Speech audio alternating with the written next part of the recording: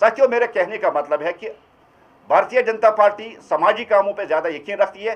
ये वो पार्टी है जो बार बार कहती है कि आप अपने अंग डोनेट कीजिए, आप पेड़ लगा लीजिए। हमेशा समाज के साथ एक बैलेंस रखाए हुए हैं ताकि देश किस तरह से स्ट्रांग हो सके।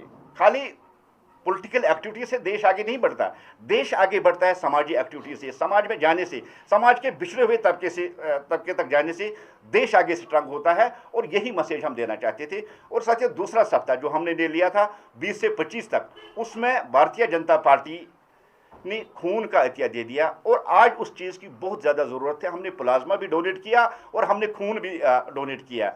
हमने हर डिस्ट्रिक्ट में, हर लेवल पे जाके हमने 361 पॉइंट खून आज तक डोनेट किया है। ये हमारा दूसरा सप्ताह चल रहा था, जिसमें हमारे फाउंडर जो पहले भारतीय जनता पार्टी के जनरल सेक्रेटरी है पंडित दीनदयाल उपाध्याय, उनके जन्मदिन पे हमने खून। और सिंपली यहाँ भी हमारी मैसेज यही थी कि हम लोगों और आवाम की दुख सुख में शामिल हैं, हम उनके हर मुसीबत में उनके साथ ही एक मैसेज देना चाहते थे। क्योंकि यहाँ डिफरेंट पार्टीज जो आज तक आई है अपना वोट बैंक बढ़ाने के लिए, कभी उन्होंने 370, कभी सेल्फ रूल, कभी ऑटोनॉमी, और यहाँ तक कहा कि भारतीय जनता पार्टी मुस्लिम दुश्मन पार्टी है।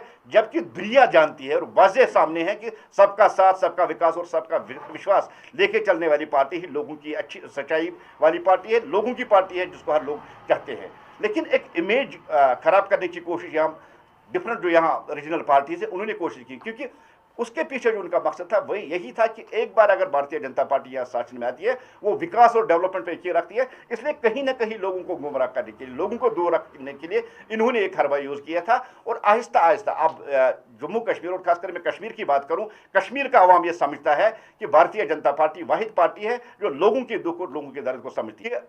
हम लोग आत्मनिर्भर भारत की कैंपेनिंग, आत्मनिर्भर भारत की पब्लिसिटी इसलिए कर रहे हैं कि देश में जो बनी चीज़ें हैं, भारत दुनिया का सबसे बड़ी डेमोक्रेसी है, दुनिया के अजीम तरीन मुल्कों में माना जाता है। इस भारत को और ज़्यादा स्ट्रांग, और ज़्यादा मजबूत, और ज़्यादा अजीम बनाने के लिए हमें आगे आके देश में जो चीज़ें बनती है, देश में जो प्रोडक्ट्स हैं, उनको यूज़ करके उनको बढ़ावा दे देना चाहिए। शुक्रिया बराबर की। अता साहब, एक सवाल आपसे, जो यहाँ की मेन अपोजिशन पार्टियां हैं तो अक्सर ये इल्ज़ाम लगाती हैं कि सिर्फ आप लोग और जेके अपनी पार्टी वो पॉलिटिकल एक्टिविटीज कर रही हैं, यानी आप लोगों के कहने पर ऐसा हो रहा है, क्या ये सही है?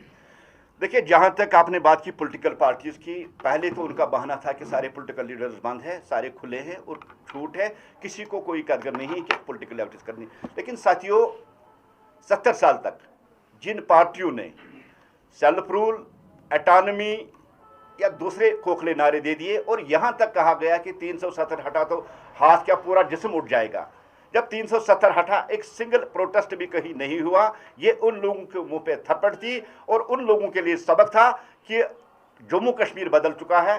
जम्मू कश्मीर अब डायनेस्टी पॉलिटिक्स को पसंद नहीं करता है, वो बाप बेटे और माँ बेटे की पार्टी को पसंद नहीं करता है, वो डेमोक्रेसी चाहता है, वो आम लोगों को पावर देना चाहता है। इसलिए उन पार्टियों को लोगों के पास जाने के लिए कोई इशू नहीं है। अब वो चुप करके इसलिए बैठे हैं ताकि वो जो उन्होंने 70 साल तक उन्होंने कहा है, कहीं लोग उनको ये क्वेश्चन न करें। आपने 70 साल सेल्फ रूल ऑटोनॉमी की बात की, कहाँ गया सेल्फ रूल, कहाँ गया ऑटोनॉमी? इसलिए वो अब कोई पॉलिटिकल एक्टिविटी नहीं करे, क्योंकि कोई जवाब है नहीं उनको जो लोगों तक वो पहुंचा सके। आप समझते हैं कि 370 के बाद हालात यहाँ पे बेहतर हो गए कि अबतर हो गए? देखिए, जहाँ तक 370 का ताल्लुक था, 370 जो नफरत की दीवार यहाँ लगाई गई थी, देश और जम्मू कश्मीर के अवाम को जो बांटने वाली नफरत की दीवार ढह गई। 1 साल से ज़्यादा उर्सा हुआ, 26 से ज़्यादा बड़े मिलिटेंट कमांडर्स मार गिराए गए। और जो मिलिटेंट रैंक है, कल भी एक नई रिपोर्ट आई थी, जो मिलिटेंट रैंक्स को यूथ ज्वाइन कर रहे थे वो बहुत ज़्यादा नीचे गिर गई है। अब नौजवान साथी है जो हमारी नौजवान है, वो मिलिटेंट रैंक उसको ज्वाइन नहीं करे। और सबसे बड़ी बात है, देखिए, यहाँ जिस तरह Punjab national bank, Jammu Kashmir bank या और कोई बैंक है, उसकी तरह कैलेंडर निकलते थे कि आज आपको कौन सा कपड़ा पहनना है, आज क्या खाना है, आज कब निकलना है, कब नहीं निकलना है। एक कैलेंडरी सियासत यहाँ चल रही थी और वो कैलेंडर बंद हो गई। चाहे वो गिलानी हो, चाहे यासीन मलिक हो, चाहे शिबिर शाह हो, सारे वो कैलेंडरी जो सियासत थी वो बंद हो गई।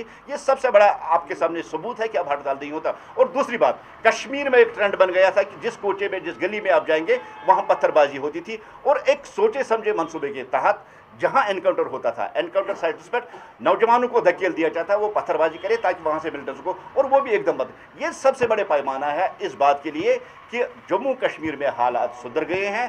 खासकर मैं कश्मीर की बात करूं, कश्मीर में मिलिटेंसी कम हो रही है, कश्मीर में हालात सुधर गई है, कश्मीर में पत्थरबाजी नहीं हो रही है, कश्मीर में एनकाउंटर साइट्स पर पत्थरबाजी नहीं, और कश्मीर में अब बैकूत जैसे जो कैलेंडर्स निकलते थे वो बंद हो गए। थैंक यू जनाब।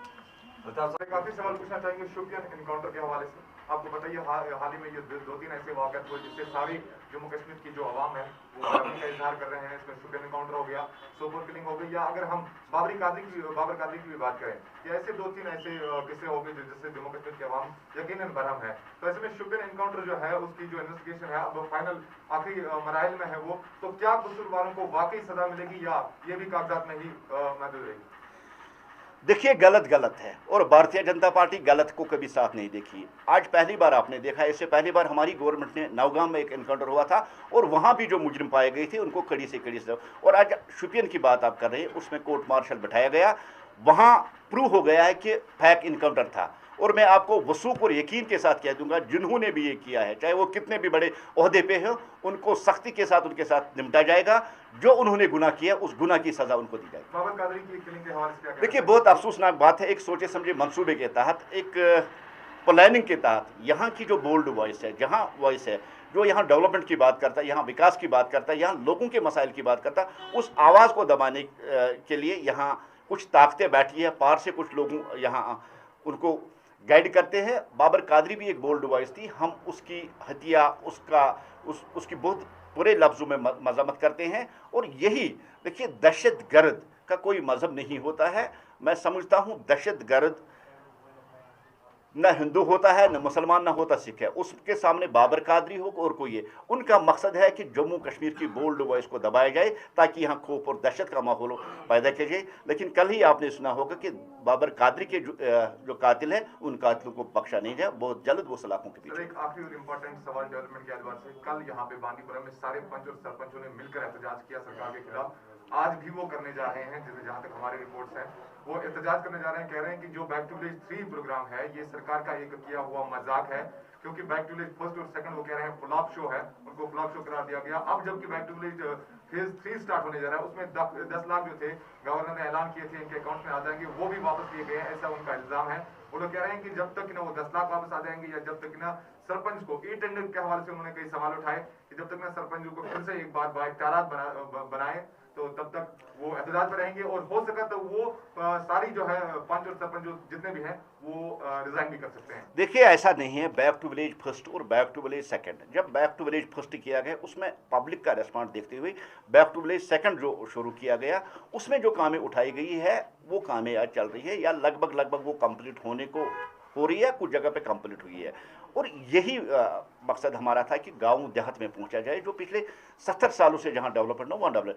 लेकिन एक बात मैं कहना चाहता हूं कि सेंट्रल गवर्नमेंट की तरफ से कहीं फंडिंग की कोई किल्लत नहीं रही, और आज हर कोई सरपंच इस बात को तस्लीम करता है, मानता है कि कम से कम 25 लाख उसके अकाउंट में आ गए हैं। और पहली बार आपने हिस्ट्री में देखा कि ब्लॉक डेवलपमेंट इलेक्शन जो कभी यहाँ नहीं हुए थे, और उसके पीछे भी ये मकसद था कि यहाँ डेवलपमेंट हो। और बैक टू विलेज थर्ड में यहाँ तक कहा गया कि जो मुकामी वहाँ के यूथ्स हैं उनके लिए 20-20 हज़ार सपोर्ट किट्स के लिए लगे। लेकिन बदकिस्मती से अभी कुछ प्रॉब्लम्स है, 70 साल की पुरानी प्रॉब्लम है, 1-2 साल में हल नहीं होगी। अभी यहाँ की एडमिनिस्ट्रेशन में कुछ ऐसे प्रॉब्लम्स है कि यूटिलाइज नहीं कर रहे। लेकिन गवर्नर साहब ने जो नया अभी सर्कुलर निकाला है उसमें साफ क्लियर कट इंस्ट्रक्शन दी गई है कि एक पैसा भी कहीं लैप्स नहीं होना चाहिए। डेवलपमेंट के लिए जो पैसा आया है वो सही जगह पे सही वक्त पे खर्च होना चाहिए ताकि जम्मू कश्मीर में डेवलपमेंट हो। कब तक जम्मू कश्मीर लेफ्टिनेंट गवर्नर के तहत चलेगी? क्या आप नहीं चाहते कि इलेक्शन यहाँ पे हो जाए और एक फुल फ्लेज डेमोक्रेटिक पार्टी यहाँ पे रूल करे? देखिए, भारतीय जनता पार्टी हमेशा डेमोक्रेसी पे यकीन रखती है और हम भी चाहते हैं इलेक्शन बहुत जल्द हो। और अभी डोमिसाइल जो प्रोसेस शुरू हो गई है, डिलिमिटेशन प्रोसेस जो शुरू हो गई है, 1 साल के अंदर अंदर ये भी ख़त्म होने है। मुझे लगता है बहुत जल्द अगले साल शायद सितंबर अक्टूबर के आसपास इलेक्शन होने वाला है, ये मेरा मानना है। हम इलेक्शन चाहते हैं, हम यहाँ पॉपुलर गवर्नमेंट चाहते हैं। हाँ, इस बात को हम तस्लीम करते हैं कि जितने भी यहाँ गवर्नर्स आए, चाहे सत्यपाल मलिक साहब आए, चाहे मुरमुरे साहब आए, आप चाहे सिन्हा साहब आए, ये पब्लिक गवर्नर्स थे जो पब्लिक की हर काल तक को अटेंड करते और उन्होंने डेवलपमेंट पे यहाँ काम की, उन्होंने यहाँ रीच आउट प्रोग्राम शुरू किए और हर जगह ये पहुँची। पहले वाले गवर्नर अगर डिस्ट्रिक्ट लेवल पे पहुँची तो जो आज के गवर्नर साहब मनोज सिन्हा साहब है, जिनका नाम ही विकास पुरुष है, उन्होंने ये कॉन्स्टिट्यूंसी लेवल तक उन्होंने रीच आउट प्रोग्राम शुरू किया है। उसके इतना डेवलपमेंट करने के बाद हमेशा एक चुनी हुई गवर्नमेंट, डेमोक्रेटिक सेटअप से एक चुनी हुई गवर्नमेंट ही बेटर होती है, क्योंकि जिस इलाके से वो चुन के आता है उसको पता होता है वहाँ मेरे छोटे छोटे बड़े बड़े मसाइल क्या है।